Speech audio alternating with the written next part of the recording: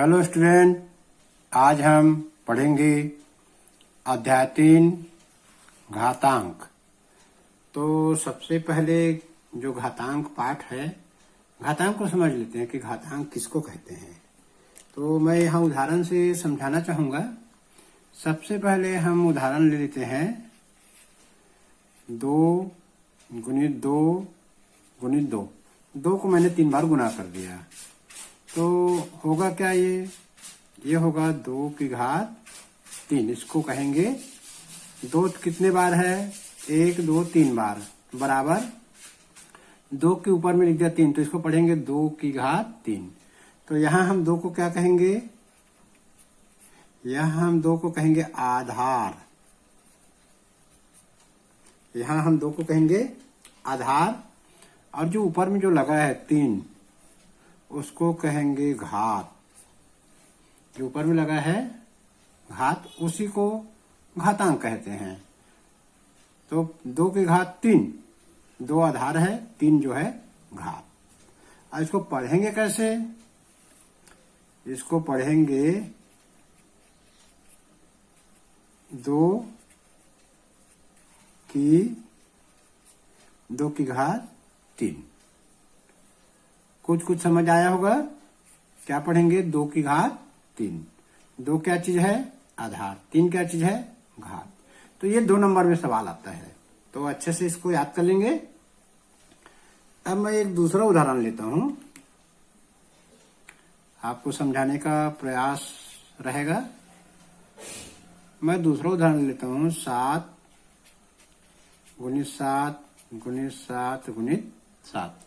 यहां मैंने 7 को 4 बार लिख लिया, तो इसको लिखूंगा 7 की घात 4। इसका मतलब यही होता है। 7 हमको ज्यादा लंबा लग रहा है, कम जगह में लिखना है, तो घातांक के रूप में लिखेंगे। इसको कहते हैं घातांक के रूप में लिखिए।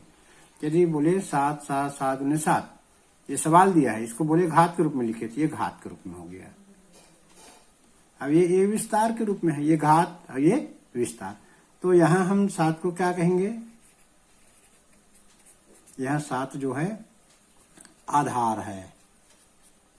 4 क्या चीज है? यहां घात। इसको कैसे पढ़ेंगे? पढ़ेंगे 7 की घात 4। पढ़ेंगे 7 की घात 4। चलिए, अब घातांक सवाल बनाने के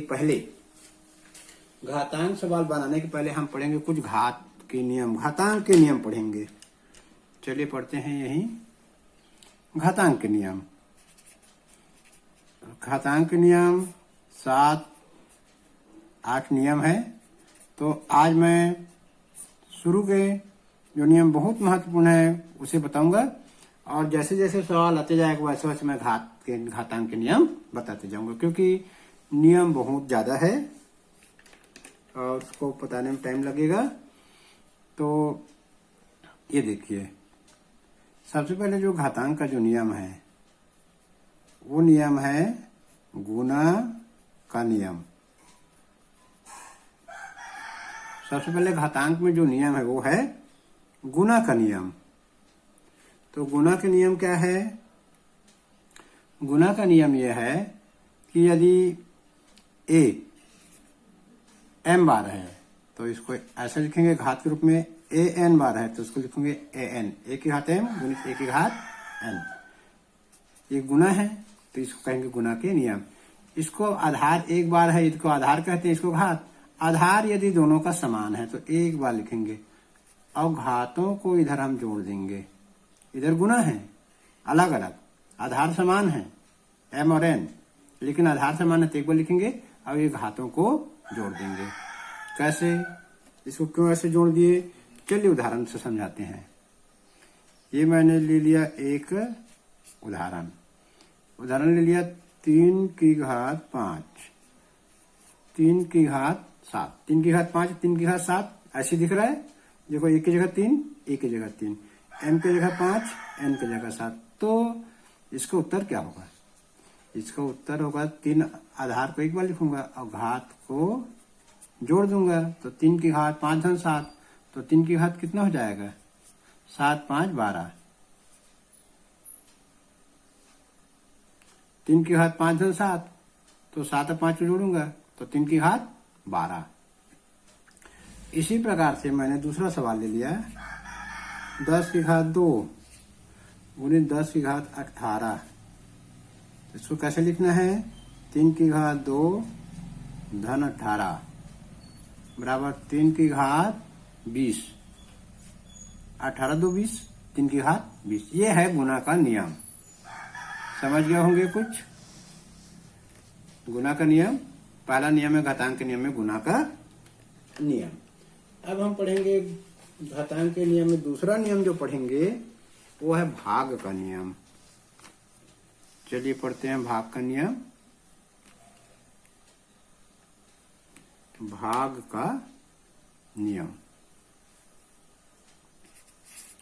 भाग का नियम, ये बहुत महत्वपूर्ण नियम है भाग का नियम। यहां हम देखते हैं a की घात m भागित a की घात n, ये भाग का चिन्ह है। इसको हम दूसरे प्रकार से भी लिख सकते हैं। चलिए लिख के बता रहा हूं। इसको हम ऐसे भी लिख सकते हैं, a की घात m बटे a की घात n। चाहे ऐसे लिखो या ऐसे लिखो, है ना, एक ही मतलब है। तो इसका भी मतलब वही होगा, आधार समान है तो एक बार, घात ऋण लगेगा, ये भाग है तो ये आधार घट जाएगा। ये जो आधार है एक बार, ये भाग है तो ये घट जाएगा। दोनों, इसको ऐसे लिखो या ऐसे लिखो, एक ही मतलब है। अब हम यहाँ उदाहरण लेके समझाते हैं। चलिए क्या उदाहरण लेंगे, चलिए उदाहरण ले लेते हैं समझाने के लिए। ये उदाहरण ले लिया, 5 की घात 7 भागित 5 की घात 2। तो ये क्या होगा, भाग है तो भाग का नियम लगेगा। तो आधार को एक बार लिखेंगे, 5 7 ऋण 2 बराबर 5 की घात 5। यदि सवाल को ऐसे दिया है, 12 की घात 23 बटे 12 की घात 11, ये भी भागिच है, बराबर 12 की घात 23 ऋण 11, 12 की घात 12, 3 में गया 2, 2 में गया 1, 12 की घात 12 आएगा। तो हमने यहां देख लिया कि घातांक का नियम। अब हम जो है सवाल पढ़ेंगे, प्रश्नावली 3.1 तीसरा अध्याय। चलिए पढ़ते हैं। अब पढ़ेंगे प्रश्नावली 3.1। सवाल नंबर पहला, निम्नलिखित के मान ज्ञात कीजिए। सवाल दिया हुआ है, हमको घातांक का नियम लगाना है और ये सवाल को हल करना है। तो देखिए पहला सवाल दिया, 1/2 ब्रैकेट पूरे की घात ऋण 5। तो यहाँ पर एक सूत्र लगेगा जो घातांक के नियम में लागू होता है। सूत्र a/b कोई संख्या दिया है, इसकी घात ऋण है, तो हम इसको ऐसा लिख सकते हैं। ये देखिए सूत्र, यदि हम ब्रैकेट के अंदर की संख्या को उल्टा कर देंगे तो ये जो ऋण जो लगा है वो धन हो जाएगा। तो ये सवाल को भी हम लोग ये सूत्र लिख देंगे।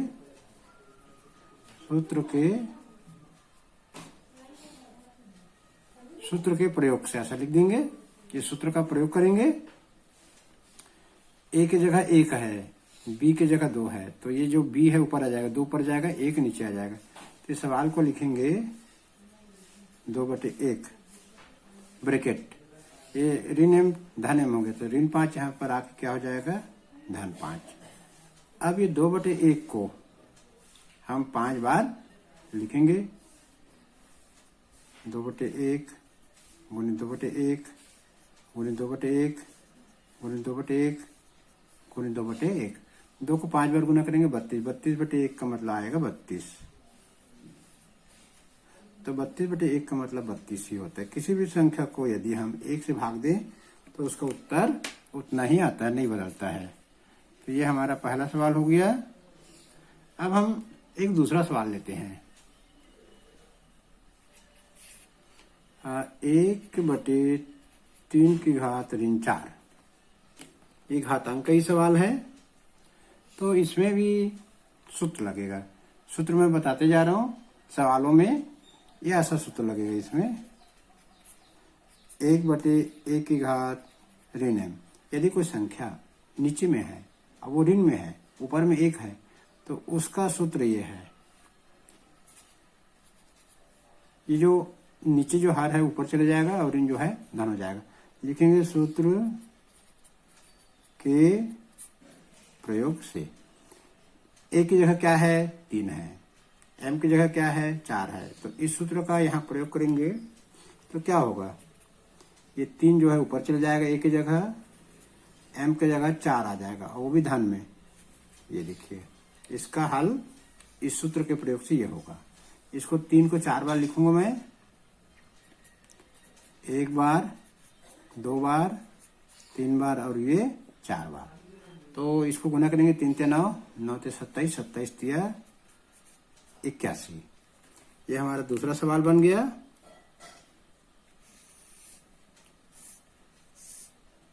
सूत्र को लेकिन याद करना पड़ेगा। ये सूत्र होता है, इसको आप अलग से कॉपी में लिख के रखेंगे। ये सूत्र है, इसको आप कॉपी में अलग से लिख के रखेंगे। सवाल बनाते जाएंगे और सूत्र को भी बताते जाएंगे। चलिए अब एक और सवाल लेते हैं। इसका सवाल जो है 6 की घात 7 और 2 की घात 3, 3 की घात 7। देखिए सवाल, इसको 6 को मैं लिखूंगा 2 × 3। हल करते हैं इसको। चलिए यहां लिखेंगे 6 की जगह हम लोग लिख देंगे 2 × 3 की घात 7। 6 को मैंने लिख दिया 2 × 3। यदि 2 और 3 को गुना करेंगे तो 6 मिलेगा और नीचे में लिखेंगे 2 की घात 3 और 3 की घात 7। अब इसको यहाँ पर एक सूत्र लगेगा तब ये अलग होगा, बगैर सूत्र लगाए इसको अलग हम नहीं कर सकते। चलिए सूत्र लगा देते वहां पर।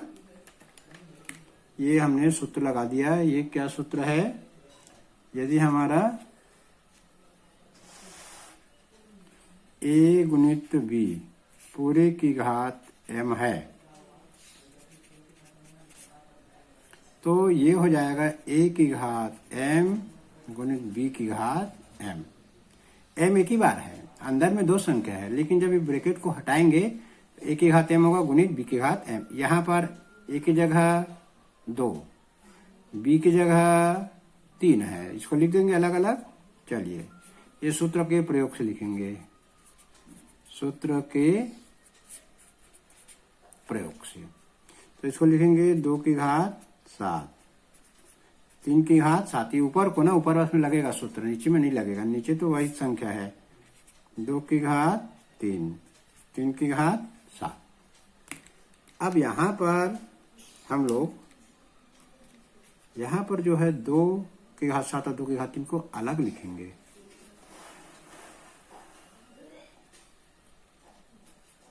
दो की घात 7 बटे 2 की घात 3, इसको अलग लिखेंगे ऐसे।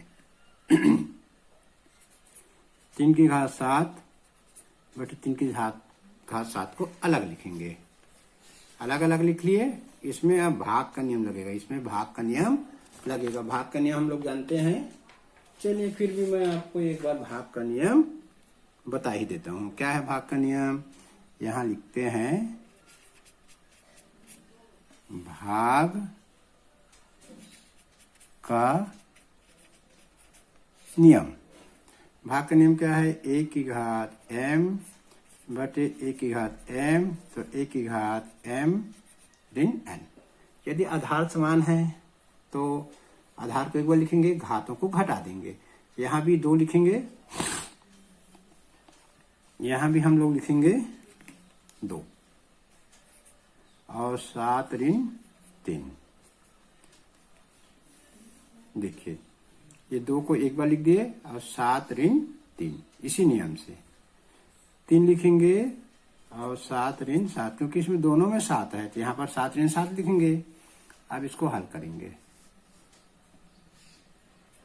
2 की घात 4 और 3 की घात 0। अब एक और नियम है जो उसको आपको हमेशा याद रखना पड़ेगा जब 12वीं कॉलेज भी पढ़ेंगे। एक घातांक का नियम है। क्या नियम है? किसी भी संख्या की घात 0 हो उसका उत्तर आता है 1। किसी भी संख्या को, जैसे हमने ले लिया 115, इसकी घात 0 है तो इसका उत्तर कितना आएगा? 1। यदि यहाँ 3 की घात 0 है तो उत्तर कितना आएगा? उसका 1 आएगा। तो 2 की घात 4, 3 की घात 0 की जगह हम लोग 1 लिख दिए। 3 की घात 0 की जगह हम लोग क्या लिख देंगे? 1। क्यों? क्योंकि हमारे पास नियम है। अब 2 को 4 बार लिखूं मैं, 1 बार, 2 बार, 3 बार, 4 बार और ये 1। 2 दूनी 4, 4 दूनी 8, 8 दूनी 16, 16 एकम 16। तो ये 16 एकम 16 इसका उत्तर आ जाएगा। तो ऐसे हमने आसानी से सवाल को बना लिए। अब हम पढ़ेंगे सवाल नंबर 2। निम्नलिखित को सरल कीजिए। चलिए सवाल ले लेते हैं। सवाल है ऋण 4 की घात 3 और है ऋण 2 की घात ऋण 3। ये सवाल है ऋण 4 की घात 3 गुणित ऋण 2 ब्रैकेट ऋण की घात ऋण 3। तो चलिए इसको हल करते हैं। तो इसको तो हम ऋण 4 को हम 3 बार यहां लिख देते हैं हल। ऋण 4 को हम लोग 3 बार गुना करेंगे ऋण 4। इसका कोई ऐसा कोई सूत्र है नहीं। इसका सूत्र बनेगा, इसका जो सूत्र है 1 बटे ऋण 2 की घात 3। क्यों सूत्र है? यहां पर एक सूत्र लिख देता हूं। 1 बटे m की घात, यदि ऋण m है तो ये ऊपर जाके क्या हो जाता है? धन। यदि इसी सूत्र को हम लोग उल्टा प्रयोग करेंगे, इस सूत्र को हम उल्टा लगा लें। यदि ऊपर में a की घात ऋण m है तो ये नीचे जाके क्या हो जाएगा? धन। यदि ये नीचे में है, इसको ऊपर लाना चाहते हैं तो इसका चिन्ह बदलता है। यदि ये ऊपर है, इसको हम नीचे लाना चाहे तो भी इसका क्या बदलता है? चिन्ह बदलता है। अंश को हर बनाएंगे तो जो उसका चिन्ह बदलेगा, हर को अंश बनाएंगे तो उसका चिन्ह बदलेगा। यदि यहाँ धन रहेगा तो यहाँ ऋण, यदि यहाँ धन रहेगा तो यहाँ ऋण। तो ये देखो ये अंश में है, इसको हर बना दिए यहाँ पर, तो इसका धन चिन्ह क्या हो जाएगा? ये इसका ऋण चिन्ह है तो ये क्या हो जाएगा? धन चिन्ह। चलिए आगे बढ़ते हैं इसमें। अब ऋण को 1 बार 2 बार गुना करूंगा धन हो जाएगा, लेकिन 3 बार गुना करूंगा तो ऋण हो जाएगा। 4 चौक 16, 16 चौक 64। अब 1 बटे ऋण 2 को मैं 3 बार गुना करूंगा। ऋण 2 गुणित ऋण 2 गुणित ऋण 2, तो ये हो जाएगा ऋण 64 गुणित 1 2 3 बार है तो ऋण ही रहेगा, 2 बार है तो धन आता है, 3 बार है तो ऋण। 2 दूनी 4, 4 दूनी 8। ऋण 64 गुणित 1 बटे ऋण 8। तो ये ऋण और ऋण कट जाएगा। ऐसा लिखेंगे ऋण 64 को 1 से गुना करेंगे तो ऋण 64 ही आएगा, नीचे में आएगा ऋण 8। अब ये ऋण और ऋण कटेगा और 64 को 8 से भाग देंगे, 8 8 64, तो इसका उत्तर आ जाएगा 8। ये हमारा सवाल बन गया। इसमें ये सूत्र लगेगा। चलिए अब हम दूसरा सवाल ले लेते हैं एक और। इसी का हम दूसरा सवाल ले लिए। ऋण 3 की घात 4 और 5 बटे 3 की घात 4, ये सवाल ले लिया हमने। तो ये है ऋण 3 4 बार लिखेंगे हल। ऋण 3 को 4 बार लिखेंगे तो धन ही आएगा, तो लिख देते हैं, ऐसा लिख सकते हैं इसको 3 की घात 4, ऐसा लिख सकते हैं। क्योंकि ये 4 बार है तो 4 बार गुना करेंगे तो ऋण 3 ऋण 3 ऋण 3 4 बार गुना करेंगे तो धन 3 आएगा। और इसको लिखेंगे 5 बटे 3 की घात 4। इसको अलग अलग कर देते हैं थोड़ा। 3 की घात 4 गुणित 5 की घात 4 और नीचे में 3 की घात 4।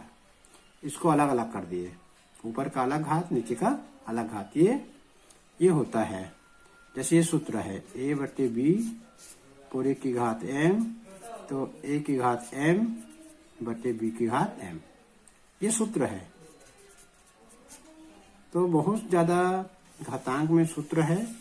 जितना मैं सूत्र बता रहा हूं उसको अलग से कॉपी में लिखते जाएंगे। चलिए इसके अब आगे हल करते हैं। इसको हम लोग लिखेंगे 3 की घात 4, और ये 3 की घात 4 को नीचे ला दूंगा 3 के नीचे में, और ये 3 की घात 5 की घात 4 को मैं बाजू में लिख दूंगा। अब इसको हल करेंगे आगे। चलिए इसको आगे हल करते हैं।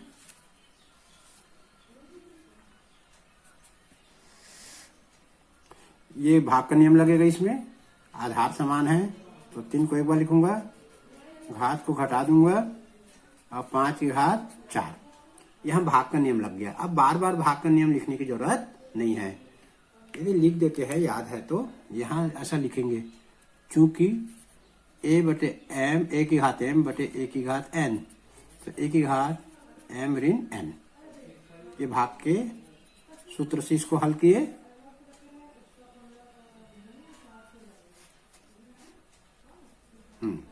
तो ये 3 की घात 4 इन 4, तो 3 की घात क्या आ जाएगा 0, 5 की घात क्या आ जाएगा 4। 3 की घात 0, किसी भी संख्या की घात 0 होता है तो उसका उत्तर कितना होता है 1।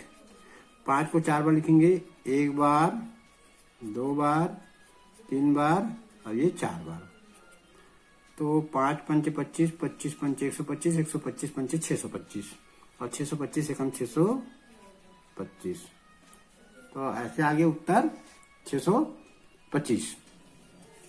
चलिए एक और इसी का सवाल बनाते हैं। एक और सवाल देख लेते हैं, सवाल 2 का।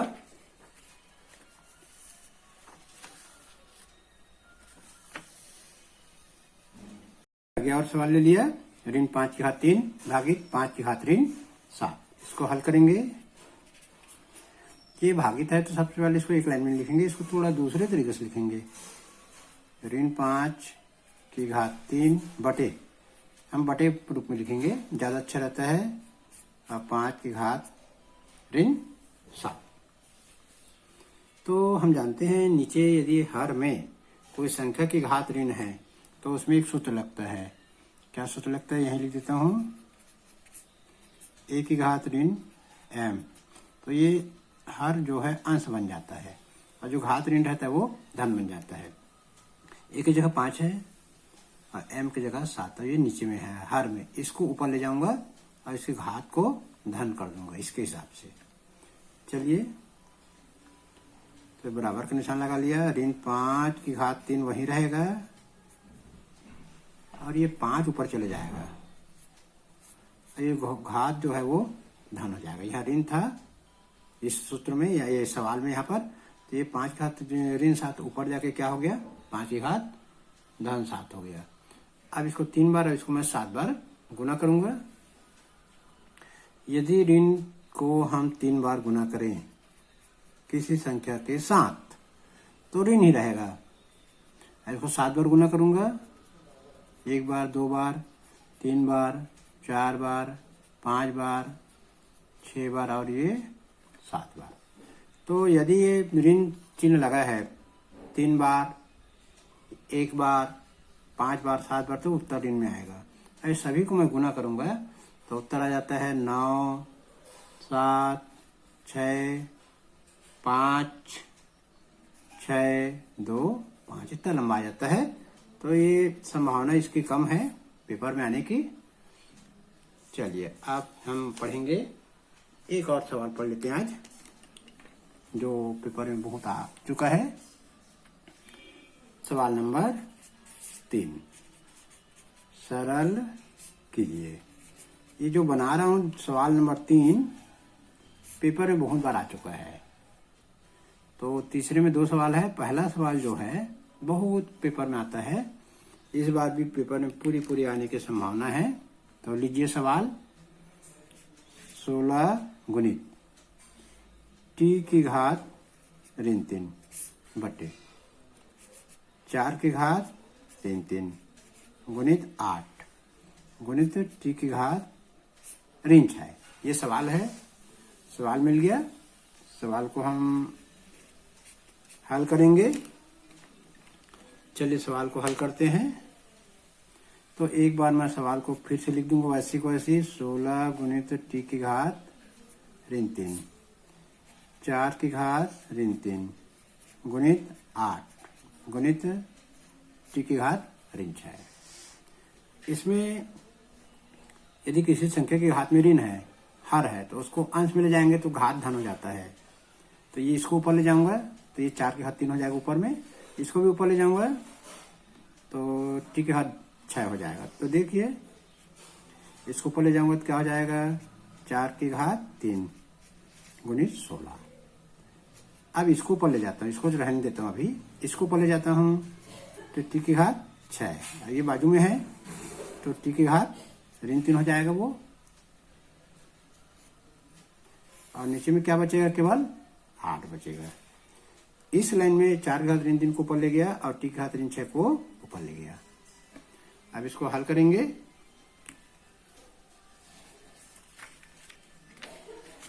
चलिए इसको हल करते हैं आगे।